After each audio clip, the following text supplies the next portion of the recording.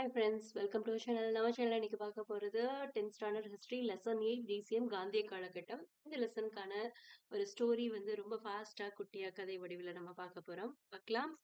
ஃபாஸ்டா தான் இருக்கும், பார்த்துக்கோங்க. இது வந்து ஃபர்ஸ்ட் வந்து காந்தி, மகாத்மா காந்தி பத்தி தான் ஸ்டார்ட் ஆகும். காந்திய காலகட்டம் அப்படின்றதுனால. காந்தி வந்து தென்னாப்பிரிக்கால இருந்த இந்தியர்களோட சமூக உரிமைக்காக வந்து ஒரு 20 வருஷம் போராடினாரு. அதுக்கப்புறம் 1915க்கு தன்னோட தாயகம் நம்ம இந்தியாவுக்கு வந்துட்டார். ஓகேவா? சத்தியாகிரகம் அப்படின்ற வந்து ஒரு புதிய வழிமுறைய வந்து அவர் அங்க தென்னாப்பிரிக்கால அறிமுகம் செஞ்சு இம்ப்ளிமெண்ட் பண்ணாரு. காந்தி அப்படின்னு பார்த்தோம் அப்படின்னா வந்துட்டு குஜராத்ல போர்பந்தர்ல ஒரு வசதியான குடும்பத்துல 1869 அக்டோபர் 2ல பிறந்தாரு. அவரோட ஃபுல் நேம் வந்து மோகன்தாஸ் கரம்சந்த் காந்தி. அவங்க அப்பா பேரு காபா காந்தி. அவர் வந்து போர்பந்தரோட திவானாவும் ராஜ்கோட்டோட திவானாவும் இருந்திருக்கிறாரு. அம்மா பேர் வந்து புத்லிபாய்.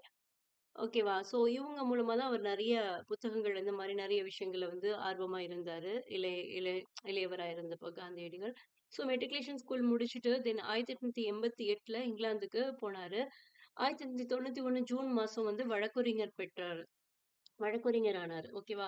வழக்குரைஞர் பெற்றதுக்கு அப்புறமா வந்து பிரிட்டிஷாரோட நீதி, நியாயம் அதுல ரொம்ப நம்பிக்கையா இருந்தாரு. 1891க்கு அப்புறம். ஓகேவா? இவர் வந்து இந்தியாவுக்கு வந்ததுக்கு அப்புறம் பம்பாய்ல வந்து வழக்குரைஞரா பணியாற்றணும் அப்படின்னு சொல்லி நெனச்சாரு. ஆனா அவரோட இது வந்து தோல்வி அடைஞ்சிருச்சு. தென் குஜராத் நிறுவனம் ஒண்ணு தென்னாப்பிரிக்காவுக்கு வந்து ஒரு வழக்குல இது பண்றதுக்கு அவர கூப்ட்டாங்க. ஸோ அவர் வந்து 1893 ஏப்ரல் மாசம் தென்னாப்பிரிக்காவுக்கு போனாரு. தென்னாப்பிரிக்காவுல தான் முதல் முறையா வந்து இவர் இனவெறிய பார்த்தாரு. ஆக்சுவலி அங்க வந்து டர்பன் அப்படின்ற இடத்துலேருந்து பிரிட்டோரியாவுக்கு வந்து ரயில் பயணம் செஞ்சாரு. அங்க பீட்டர் மாரிட்ஸ்பர்க் ரயில் நிலையத்துல முதல் வகுப்பு பெட்டியிலிருந்து இவர வந்து வலுக்கட்டாயமா வெளியேற்றினாங்க. அப்பதான் இனவெறிய ஃபர்ஸ்ட் அவர் பார்க்குறாரு காந்தியடிகள். காந்தியடிகள் வந்து டிரான்ஸ்வால்ல இருக்கிற காந்தியடிகளோட அ இந்தியர்களோட கூட்டத்த வந்து கூட்டுனாரு. அங்க வந்து கூட்டி வந்து போராட்டம் வந்து பண்ணாரு. ஸோ இப்படி இருக்கு இனவெறி அப்படின்னு சொல்லிட்டு. டிரான்ஸ்பார்ல பார்த்தோம் அப்படின்னா, அங்க இருந்த இந்தியர்கள் வந்து தலைவரியா 3 பவுண்ட் வந்து குடுக்க வேண்டியதா இருந்துச்சு. நிலத்தை வந்து சொந்தமாக வைத்துக்கொள்ள முடியாதனால, நைட் வந்து 9 மணிக்கு அப்புறம் அவங்க வெளில போக்கூடாது அப்படின்னு கண்டிஷன் போட்டிருந்தாங்க. ஸோ இது எல்லாத்தையுமே எதிர்த்து போராடினாரு காந்தியடிகள். தென் காந்தி வந்து டால்ஸ்டாய், சார்ல்ஸ் ரஸ்கின் இந்த மாதிரியான எழுத்தாளர்கள் மேல ரொம்ப வந்து ஆர்வமா இருந்தாரு. அவங்களோட புக்ஸ் மேல ரொம்ப இதா இருந்தாரு. டால்ஸ்டாயோட the kingdom of God is within you. அப்புறம் வந்து ரஸ்கினோட அன்டு த லாஸ்ட், தாராவோட செப்டம்பர் சிவில் டிஸ்ஒபீடியன்ஸ் இது எல்லாத்துலயும் வந்து காந்தி வந்து பெரிய தாக்கத்துக்குள்ளானாரு. ஸோ தென் வந்துட்டு காந்தியடிகள் வந்து பீனிக்ஸ் குடியிருப்பு அப்படின்றது 1905லயும், டால்ஸ்டாய் பண்ணை அப்படின்றத வந்து 1910லயும் வந்துட்டு நிறுவினாரு. ஆம், இந்த 2 எழுத்தாளர்களும் ரொம்ப தாக்கத்த இது பண்ணாங்க. அதுல முக்கியமா வந்து இவர் இருக்கார் இல்லையா? ரஸ்கின் அவர் வந்து ரொம்பவும் வந்து ஒரு ஈர்ப்பை ஏற்படுத்தினாரு காந்தியடிகள் மேல. தென் தென்னாப்பிரிக்கால வந்துட்டு ஒரு செயல் உத்தியா வந்து சத்தியாகிரகத்த வந்து இவரு கொண்டு வந்தாரு. ஸோ இவர் வந்து என்ன பண்ணாரு காந்தியடிகள் அப்டின்னா, ஒப்பந்த தொழிலாளர்கள் மேல வந்து ஒரு வரி விதிச்சாங்க. அத வந்து தலைவரி அப்டின்னு சொல்லுவாங்க. அத வந்து ஸ்வத் காந்தி ஒப்பந்தத்தின்படி வந்து இந்த வரிய வந்துட்டு ரத்து செஞ்சுட்டாங்க. ஓகேவா? ஸோ இதுக்கப்புறம் பார்த்தோம்னா, இந்தியாவுல வந்துட்டு காந்தியடிகள் நடத்திய தொடக்க கால சத்தியாகிரகங்கள். ஆக்சுவலி காந்தி வந்து கோபாலகிருஷ்ண கோகலே இருக்கார் இல்லையா? அவர தான் அரசியல் குருவா வச்சிருந்தாரு. அவரோட இதுபடி தான் இவர் நடந்துக்கிட்டாரு. ஸோ இந்தியா வந்ததுக்கப்புறம் வேஷ்டி சட்டைக்கு மாறிட்டாரு.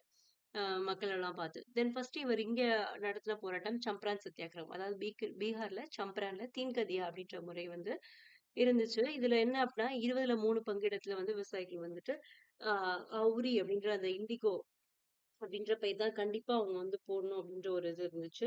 ஸோ இதை எதிர்த்து வந்து காந்தியடிகள் வந்து அவங்களுக்கு சப்போர்ட்டா மக்களுக்கு சப்போர்ட்டா வந்து போராடினாரு.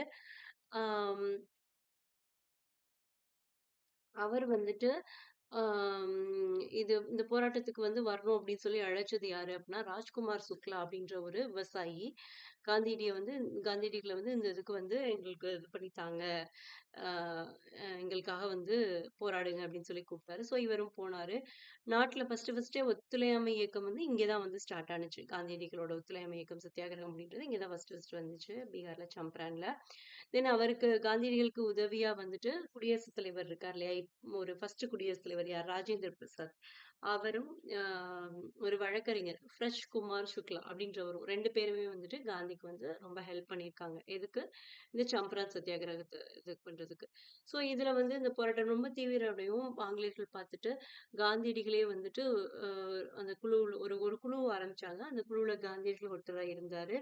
தீன்கதியா பத்தி விசாரிச்சாங்க. ஸோ இந்த குழுவோட முயற்சியால தீன்கதியா முறை வந்து ரத்து செய்யப்பட்டுச்சு. ஸோ மக்களுக்கு வந்து ஒரு நல்ல இது வாங்கி குடுத்தாரு. தென் 1918ல இதே மாரி அகமதாபாத் மில் வேலைநிறுத்தம். 1918ல கேதா சத்தியாகிரகம் அதுக்கடுத்து நடந்துச்சு. இது எல்லாத்தையும் மூலமா காந்தியடிகள் வந்து மக்கள வந்து ஒரு பெரிய சக்தியா உருவாக்குனாரு. ஓகேவா? ஆ அந்த ஒத்துழையாமை இயக்கம் தான் மோஸ்ட்லி எல்லாத்துலயுமே. ஓகேவா? அப்புறம் ரவுலட் சட்டம், கருப்பு சட்டம். அதாவது வந்து ரவுலட் சட்டத்த ஏன் கருப்பு சட்டம்னு சொல்றாங்கன்னா, ரவுலட் சட்டம்ன்றது வந்துட்டு, ஆ ஒரு பிடி உத்தரவு இல்லாம கைது செய்றது. ஸோ இத வந்து கருப்பு சட்டம் அப்படின்னு சொன்னாங்க. 1919 ஏப்ரல் 6 வந்துட்டு கருப்பு சட்ட நாள் அப்படின்னு சொல்றாங்க. பஞ்சாப் அமிர்தசரஸ்ல வந்துட்டு லாகூர்ல வந்து இது வந்து ரொம்ப தீவிரமா நடந்துச்சு. காந்தியடிகள் வந்து கைது செய்யப்பட்டாரு. பஞ்சாபுக்குள்ள வந்து நுழைவிடாம வந்து தடுக்கப்பட்டார் காந்தியடிகள். ஓகேவா? தென் அந்த டைம்ல பார்த்தோம்னா, சைஃபுதீன் கிச்லு, அ சத்யபால் அப்படின்ற 2 பேர் வந்து ஏப்ரல் 9ஆம் தேதி வந்துட்டு, அந்த 2 தலைவர்கள் வந்து தலைமையேற்றனால அமிர்தசரஸ்ல கைது செய்யப்பட்டாங்க. இவங்கள ஏன் கைது சொன்னீங்க? அப்படின்னு சொல்லிட்டு எல்லா அமிர்தசரஸ் மக்களும் எதிர்த்து வந்து அ ஒரு கூட்டத்துக்கு முடிவு பண்ணாங்க. அது என்னைக்கு அப்படின்னா, ஏப்ரல் 13ஆம் தேதி 1919ல அமிர்தசரஸ்ல வந்துட்டு கூடுனாங்க. அன்னைக்கு ஆக்சுவலி பைசாகி திருநாள். இந்த இவங்கள கைது செஞ்சதுக்கு எதிரா அவங்க கூறுனாங்க.